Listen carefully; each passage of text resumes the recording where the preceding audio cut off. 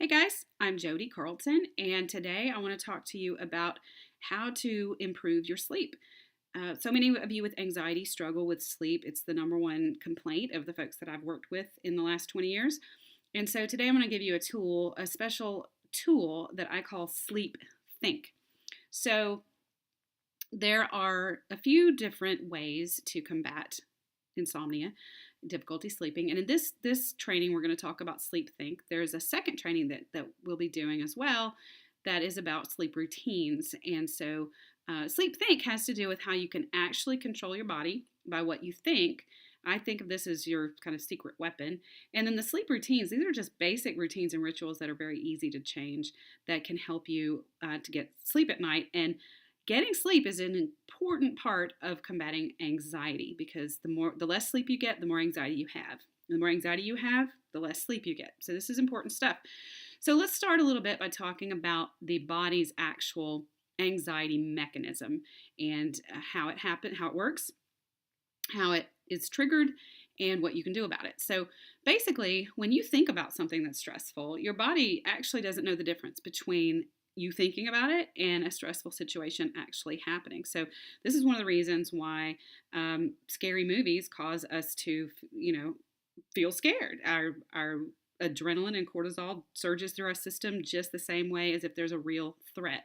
So let's imagine that you think about what you would do if you heard a window break at 2 a.m. Honestly, the same thing that happens when you think about it is the same thing that would happen if you actually did hear a window break in your house at 2 a.m. Now, the intensity of it may be different, but in either scenario, you're going to have increased heart rate, increased respiration, and the reason for that is that your body's kicking you into a fight or flight response and getting you ready to take action. So here's the way the mechanism works. So basically, you become aware of some kind of threat, and it can be either a real threat that's happening or something you're thinking about. And you subconsciously determine how serious the threat is. And based on how serious the threat is, your body kicks in to fight or flight mode. And depending on how much you need to be able to fight something off or get away from it, your body's vitals will change. Your heart rate's going to go up. That respiration's going to go up. And then that enables you to take some kind of action.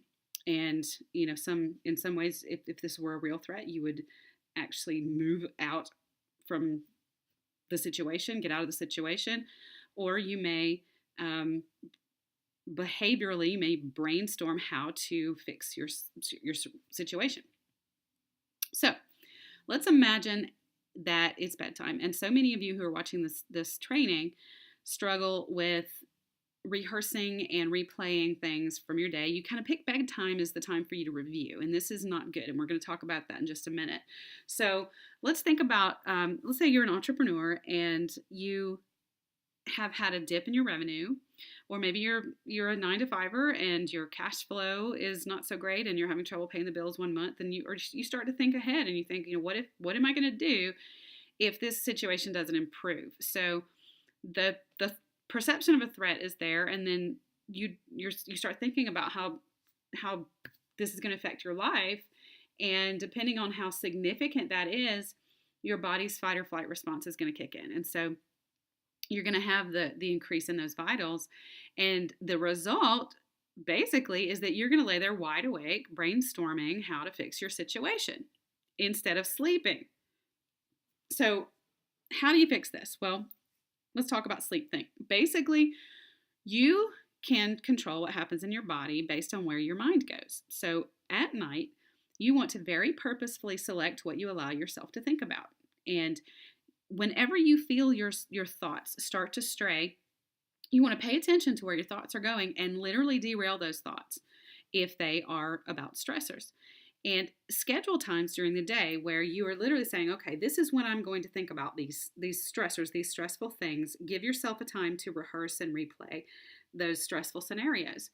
So at bedtime, you want to actually ban thoughts about worries and fears. You want to ban thoughts of any kind of rehearsed responses to some kind of stressor, whether it's a conversation you need to have or a conversation you had that you're wanting to replay in your mind.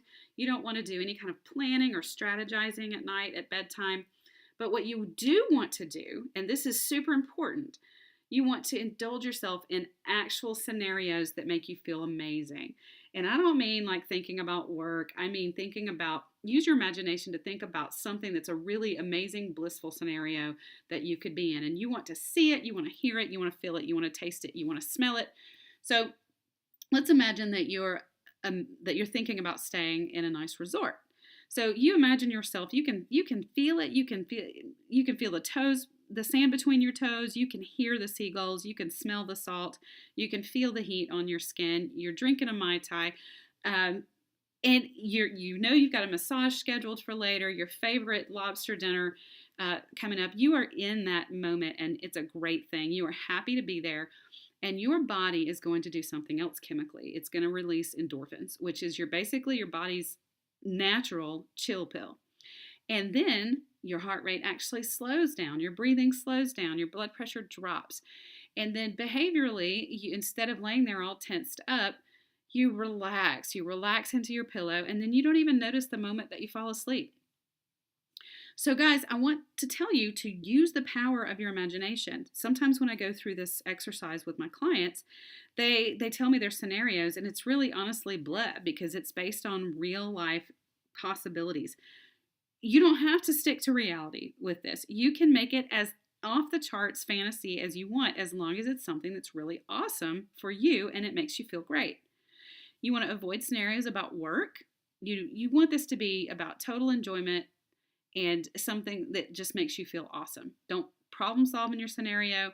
Maybe even think about favorite moments that have happened to you in the past and just relive those moments. Make it great though. Make it awesome. So anyway, I want you guys to try this tonight and think yourself into relaxation through this scenario. And I'd love to hear back from you. So email me how it worked. I want you to email me about the scenarios that you thought about, what worked for you. And then if this does work for you, and if today just has been helpful, part 2 of the training is available, and we can get that sent out to you. So shoot me an email or PM me on Facebook to let me know that you want part 2 of the training, and we'll definitely get that out to you as well. So anyway, sweet dreams, guys. I hope you have a great night.